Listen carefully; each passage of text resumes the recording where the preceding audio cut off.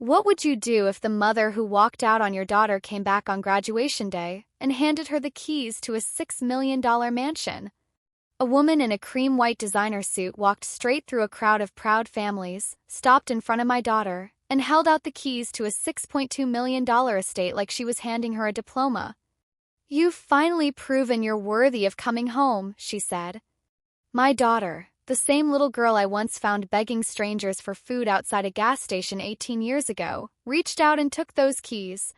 For about 5 seconds, standing there in my thrift store cardigan on the happiest day of my life, I genuinely forgot how to breathe. If you've ever had someone show up after abandoning everything and act like money could rewrite the past, stay to the end because this story doesn't go where you think. And if real stories about family and betrayal hit different for you, hit subscribe now. Silent Revenge posts a new one every week. My name is Karen Whitfield. I was 54 that spring, and until that Saturday in Ann Arbor, Michigan, I thought the hardest part of the weekend would be surviving my daughter's college graduation without turning into a puddle in front of 6,000 strangers. 10 years earlier, I was 36, single, keeping the books at a family-owned hardware chain outside Dayton, Ohio. Not glamorous, steady paycheck, decent insurance, the kind of job that lets you sleep at night. One Tuesday, I stopped at a gas station for milk and laundry soap. That's when I saw her. A tiny girl, maybe 5, asking strangers for spare change for food. What stopped me cold was her shoes. One pink sneaker, one gray one, like whoever dressed her that morning grabbed whatever was closest and left. No 5-year-old should be alone outside a gas station. I asked where her mom was. She pointed at nothing. I found the manager. He called the police. That was the beginning of a story that took almost a year to finish. She'd been left with a caregiver who kept disappearing. Child Protective Services stepped in. She went into emergency foster care, and I could not stop thinking about her. The mismatched shoes, the way she said thank you to a stranger for nothing at all. So I did the paperwork, the background checks, the home visits, the classes. Months later, she came to live with me. The adoption dragged on even longer. Hearings, caseworkers who missed appointments, more forms than I knew existed. By the time a judge made it official, I'd already been her mom for over a year. I named her Lily. Just stuck. It wasn't a fairy tale. It was hard most weeks.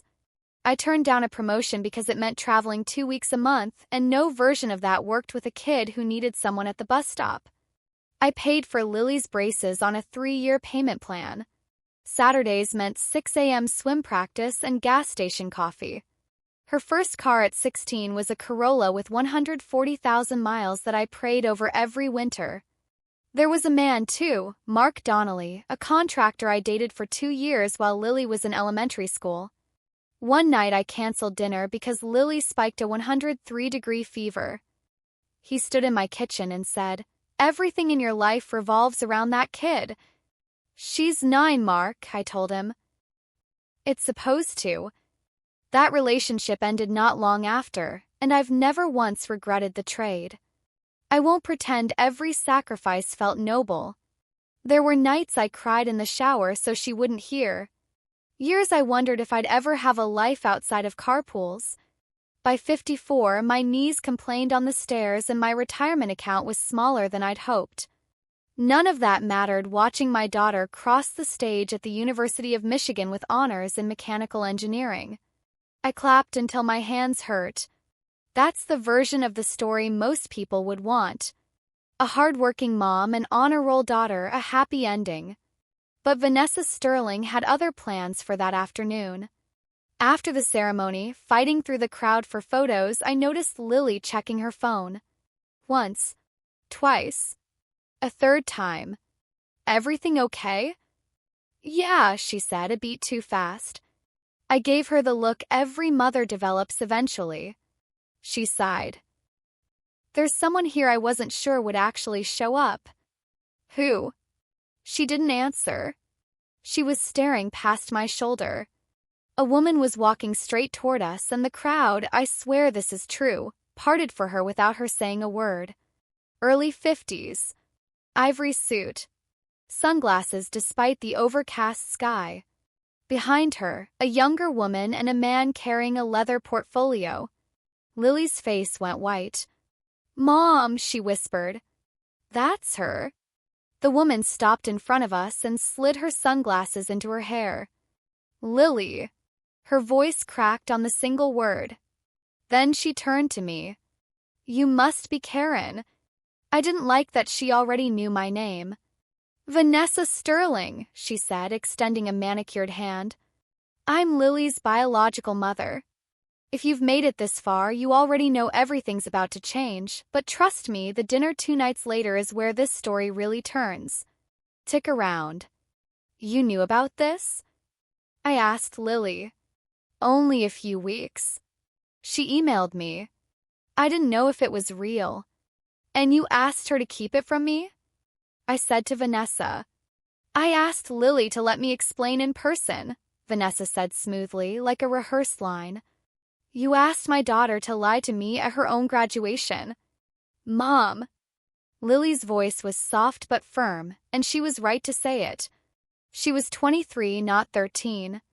Vanessa opened her portfolio and pulled out a photo of a stone house behind a wall of trees. "This is in Grosse Pointe," she said, then produced a small velvet box.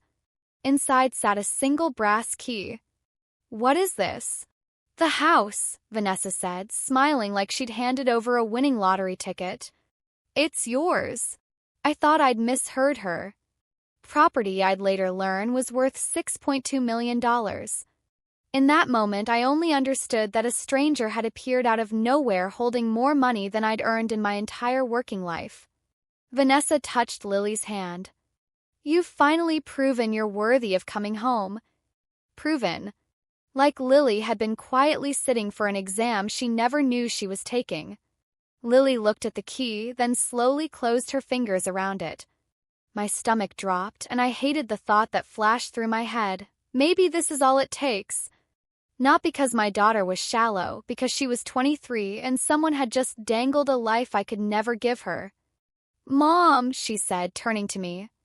Then to Vanessa. "Before I decide anything, I need to know why you came back now.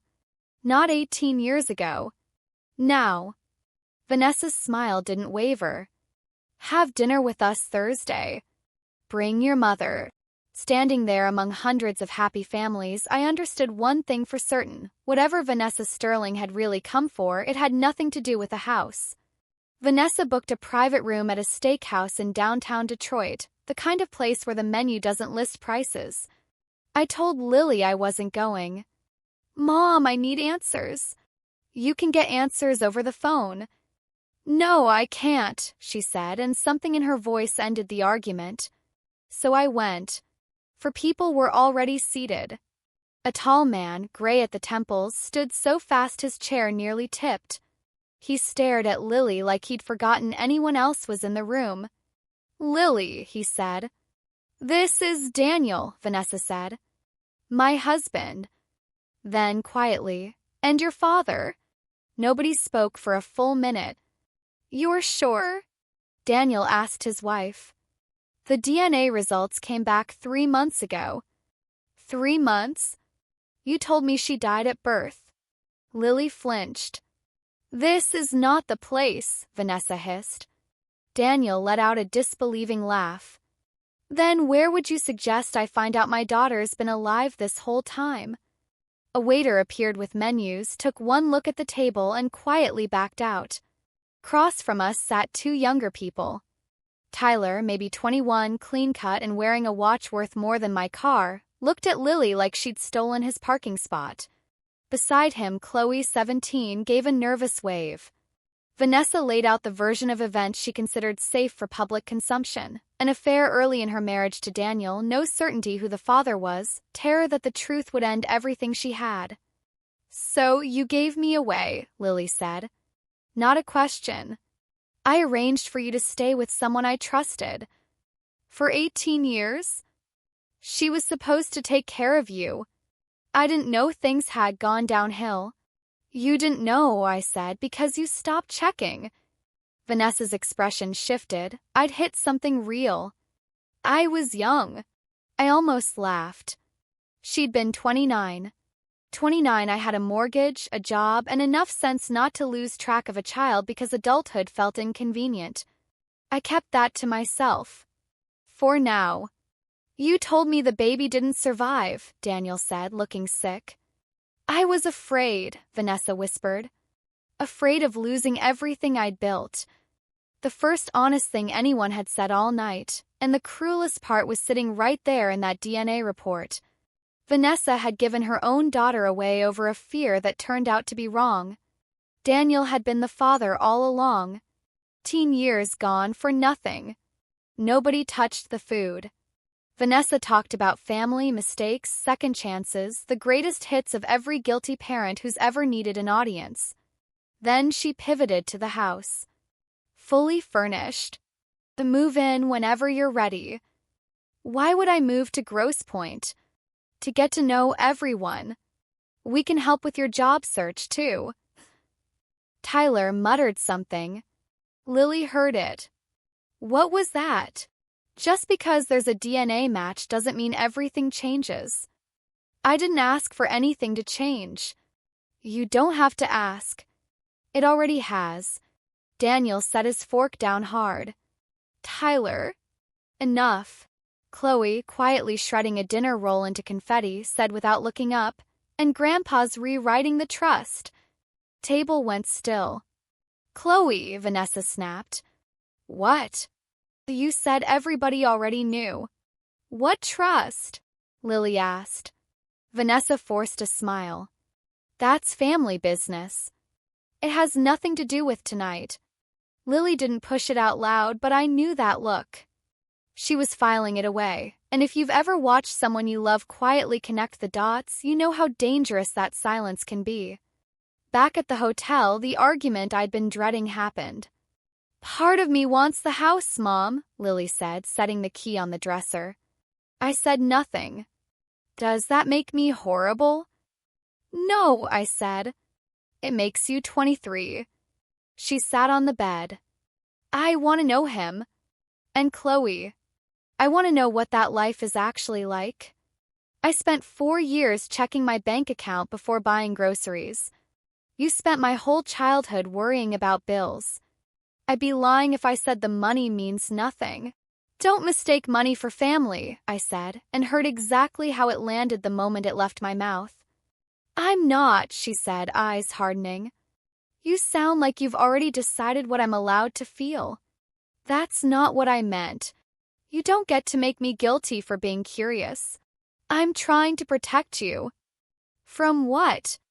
Knowing where I came from.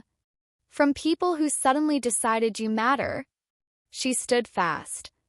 You got 18 years with me. Silence. She clapped a hand over her mouth. I know, I said, and walked into the bathroom and closed the door. Not slammed, just closed.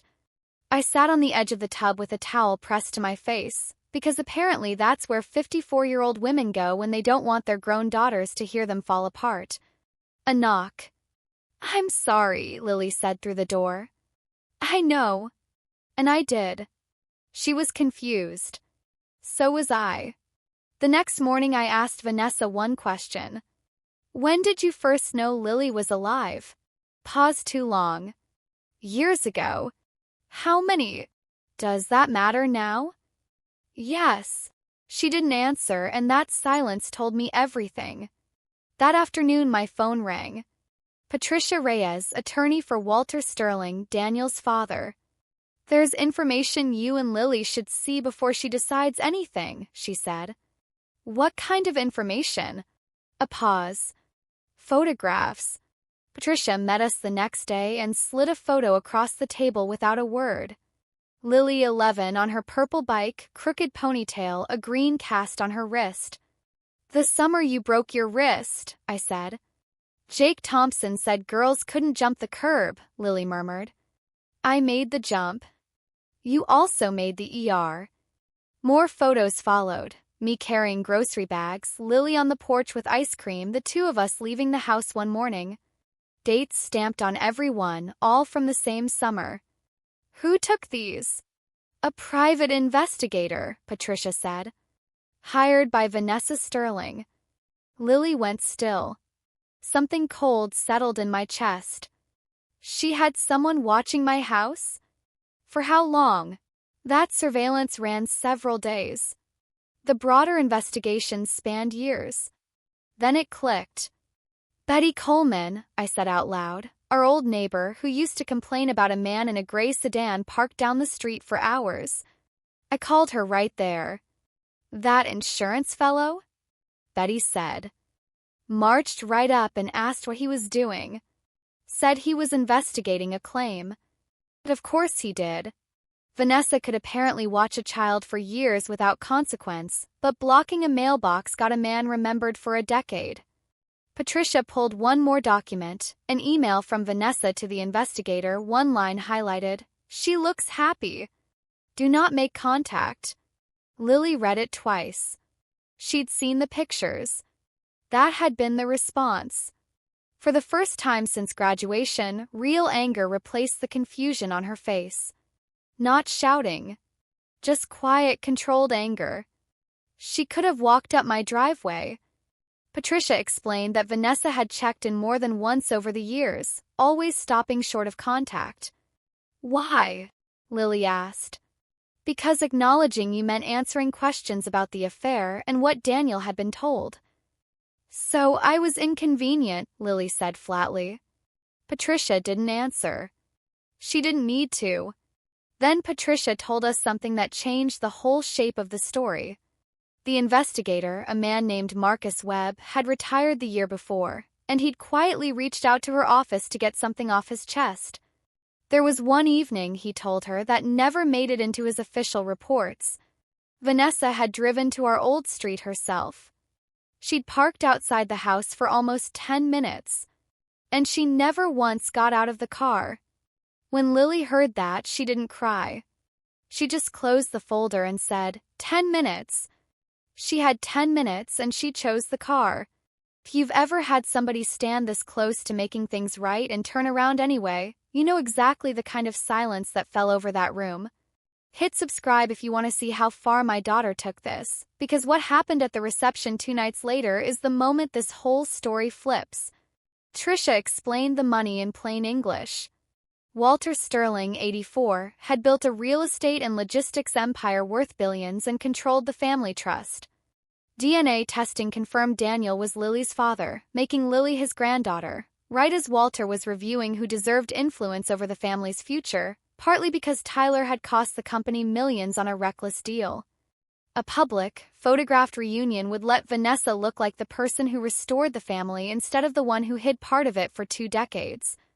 So the house is a bribe, Lily said. I can't speak to her intentions, Patricia said.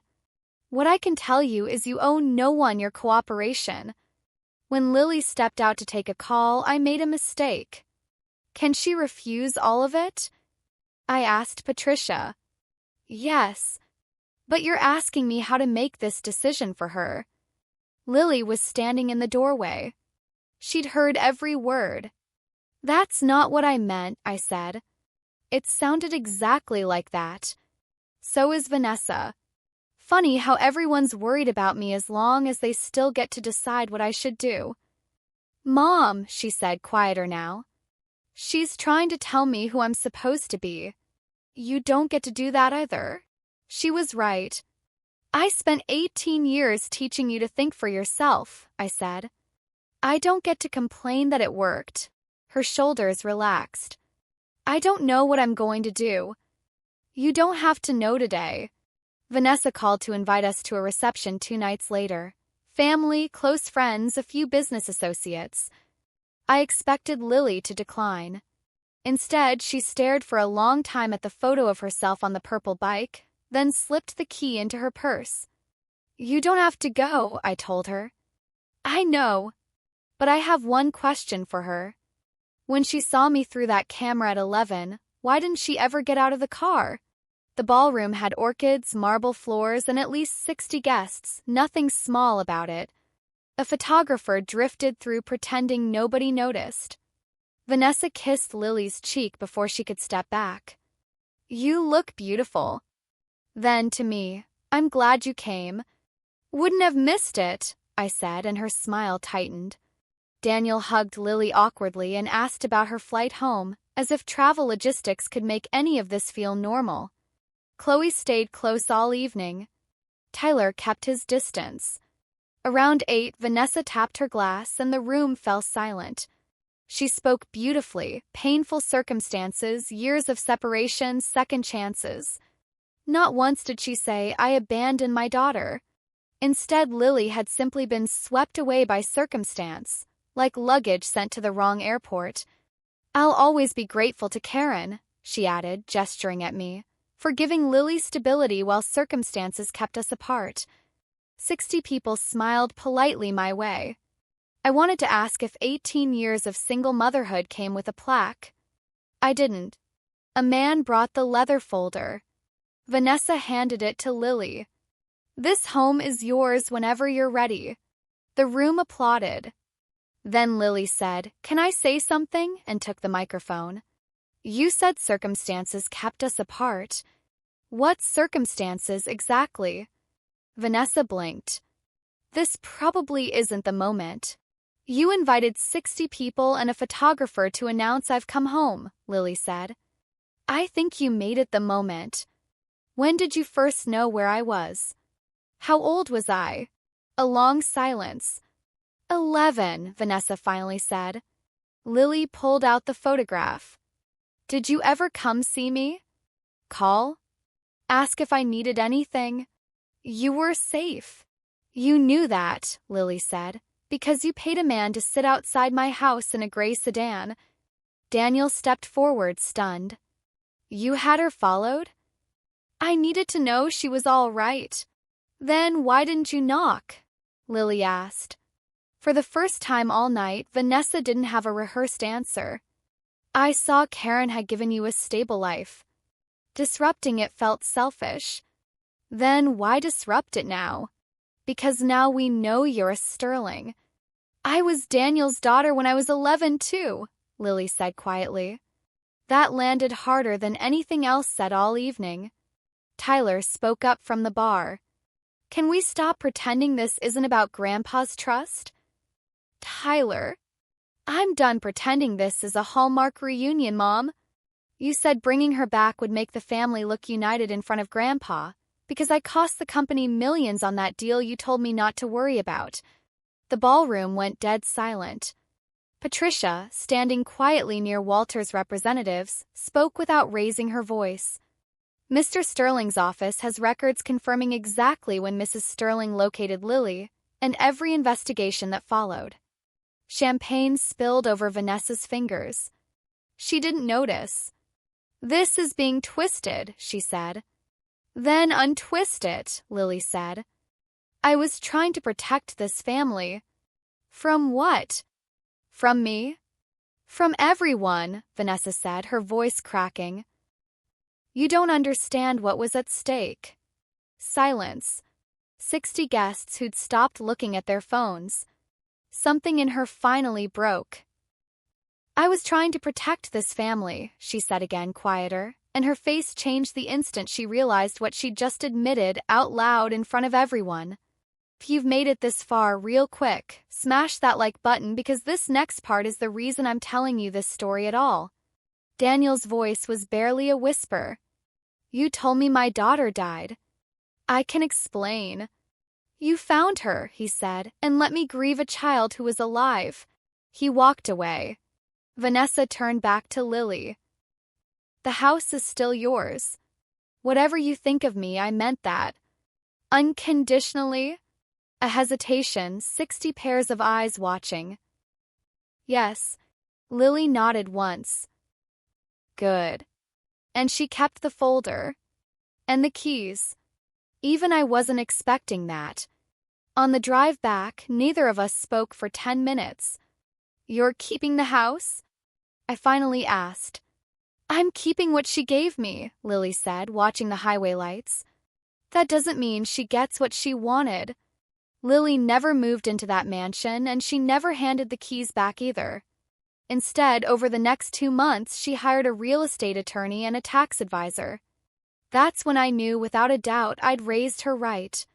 Transfer had 0 strings attached, so Lily sold it. I need you not to judge me, she said one night at my kitchen table. I'm keeping some of the money. Of course you are, I said. You're not disappointed? You survived 4 years of store-brand cereal because it was 40 cents cheaper.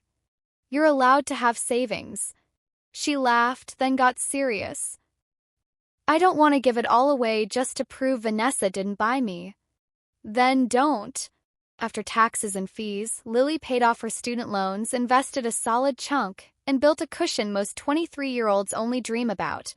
She also made a serious donation to an Ohio nonprofit that helps young adults aging out of foster care with housing deposits and tuition. Later, she told me she wanted to start a scholarship, the Whitfield Scholarship. No, I said, smiling. I wasn't asking, Mom. One fight I didn't mind losing. Lily didn't cut Daniel out of her life. Neither of them knew what to say at first. He couldn't undo 23 years with expensive dinners, and to his credit, he never tried. He answered every ugly question honestly, even when the answers weren't satisfying. She kept talking to Chloe, too. Tyler stopped sending hostile messages after the reception.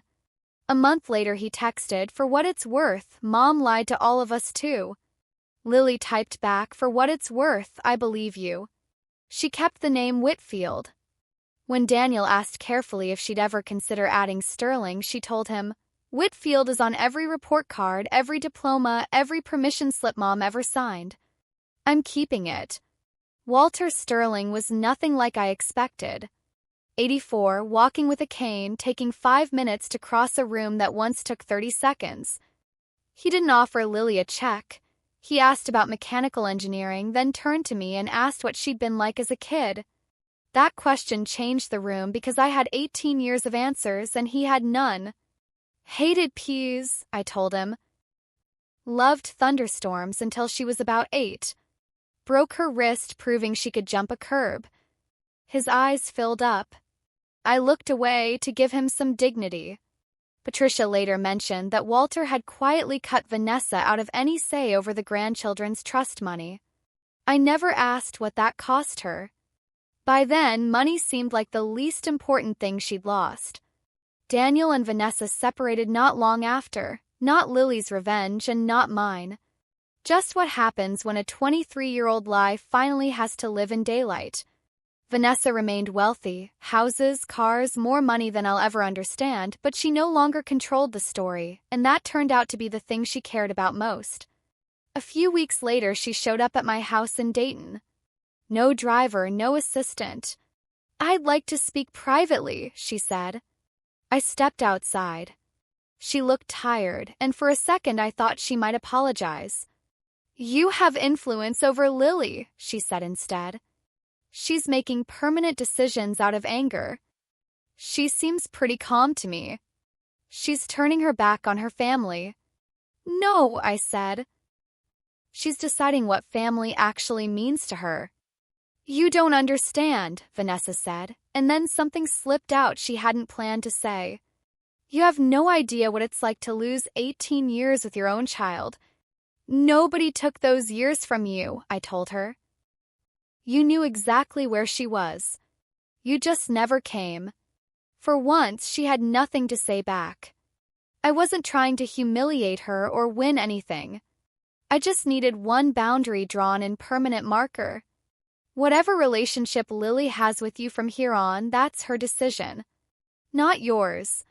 And not mine. Then I went back inside and closed the door. A few months later, Lily came home for the weekend and stood at my open fridge complaining. "Mom, why do you still buy this awful creamer?"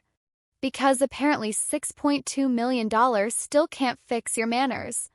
She laughed, exactly the way she had at 16, and something in my chest finally unclenched. Over dinner, she told me about 2 job offers, one closer to Ohio. "Don't you dare choose it just because of me," I said. "That's the difference, Mom. You always wanted me to build my own life. Vanessa wanted me to become useful inside hers." Walter visited later that year. Leaving, he shook my hand. "I don't know how to thank you for raising my granddaughter." "Mr. Sterling," I said, I didn't raise your granddaughter. I raised my daughter. For years, I believed motherhood was measured in sacrifice, the money spent, the sleep lost, the things quietly given up. Lily taught me otherwise. She didn't remember half the sacrifices. She remembered who stayed. And when she was finally old enough to choose her own life, my job was never to make that choice for her. It was to trust the woman I'd raised to make it herself. If you believe family is built by who shows up, not who shares your blood, tell me in the comments where you're watching from tonight. And if this story hit you the way it hit me writing it, hit subscribe, share it with someone who needs to hear it, and I'll see you in the next one. 'Cause on Silent Revenge, we don't just tell stories about people who got even. We tell stories about people who stayed.